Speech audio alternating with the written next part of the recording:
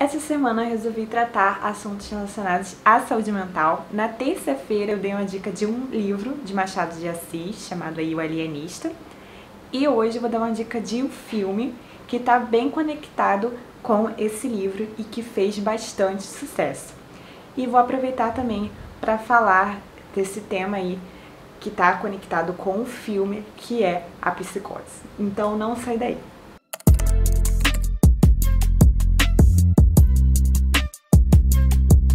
Olá pessoal, meu nome é Renata Farias, sejam bem-vindos de volta ao meu canal Limiar da Linguagem.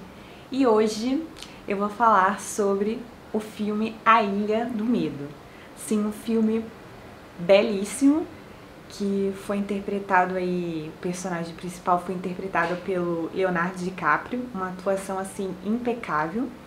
E agora falando propriamente sobre o filme se inicia com uma tela branca e logo depois aparece o Leonardo DiCaprio em um navio e ele aparece bem enjoado, assim, bem indisposto e a gente não vai entendendo o porquê, até que eles desembarcam em uma ilha e nessa ilha há um único prédio, que é um manicômio judiciário, eu não sei pronunciar o nome dele, vou deixar aqui embaixo, e ao lado dele há um farol misterioso.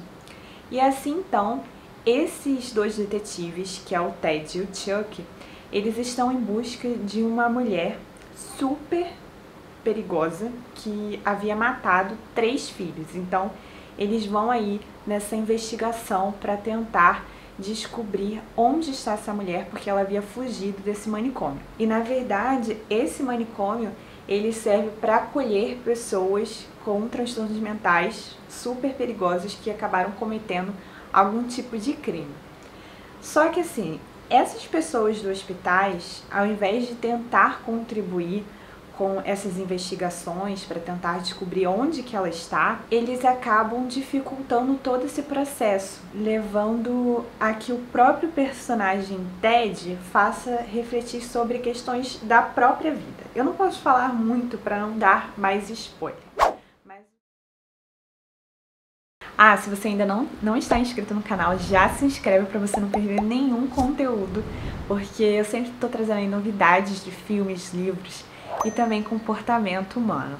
Ainda ocorre uma tempestade no local e devido a essa tempestade não há como eles saírem dessa ilha, esses dois detetives, então eles acabam ficando presos ali. O final da história é surpreendente, eu não posso falar mais sobre, porque, assim, o que tornou, né, na verdade, esse filme favorito pra mim foi justamente a reviravolta que deu, mais ou menos na metade do filme, em que eu fiquei, assim, chocada, porque eu não esperava, e isso se deu porque eu não procurei saber, assim, nenhuma resenha sobre o filme, né, eu só li uma sinopse ali quando eu assisti, que foi até na Netflix.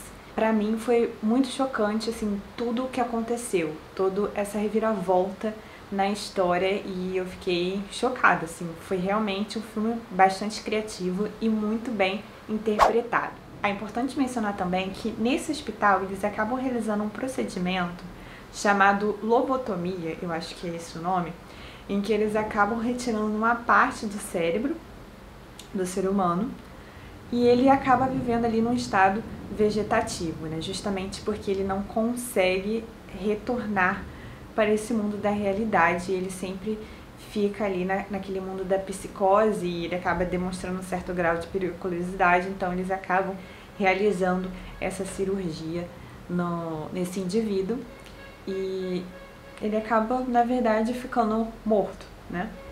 E há uma parte do filme, que eu não vou dizer quem falou isso, mas que um personagem diz assim: o que seria pior, viver como um monstro ou morrer como um homem bom?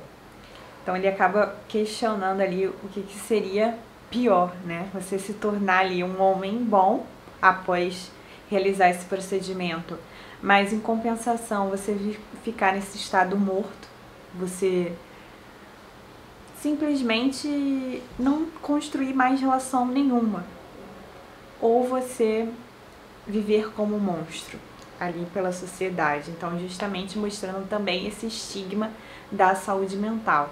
E esse filme, A Ilha do Medo, ela está bastante conectada com o livro O Alienista, de Machado de Assis, né? A gente pode perceber aí essa intertextualidade, porque ambos acabam falando sobre essas questões relacionadas ao estigma, ao preconceito contra as pessoas que têm algum certo tipo de transtorno mental, sempre sendo vista como pessoas anormais ou como perigosas, que devem se submeter a algum tipo de tratamento doloroso, se isolar ali da sociedade, porque a gente vê esse manicômio em uma ilha, então totalmente isolado do mundo, e essas pessoas elas não têm convívio com ninguém.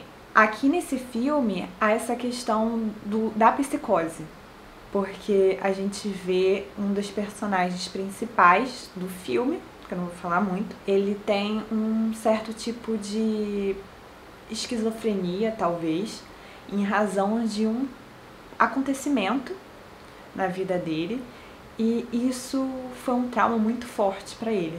Então, como ele não consegue suportar esse trauma, ele não consegue lidar com isso, ele acaba saindo da vida real dele.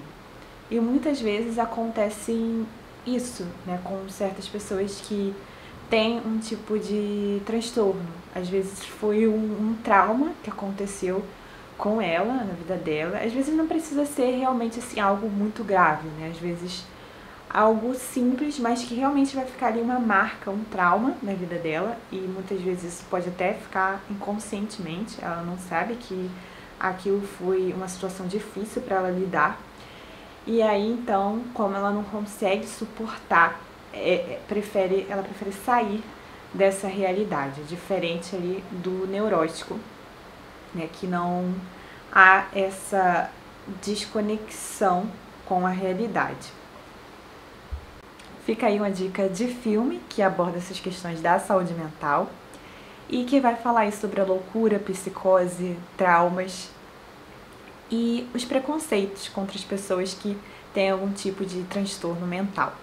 Ainda não é Setembro Amarelo, mas é importante a gente sempre tratar desses temas em qualquer momento, né? Não só tratar aí nesse mês dedicado justamente para falar sobre o assunto. É importante sim a gente discutir em qualquer época e sempre trazer esses assuntos para o debate.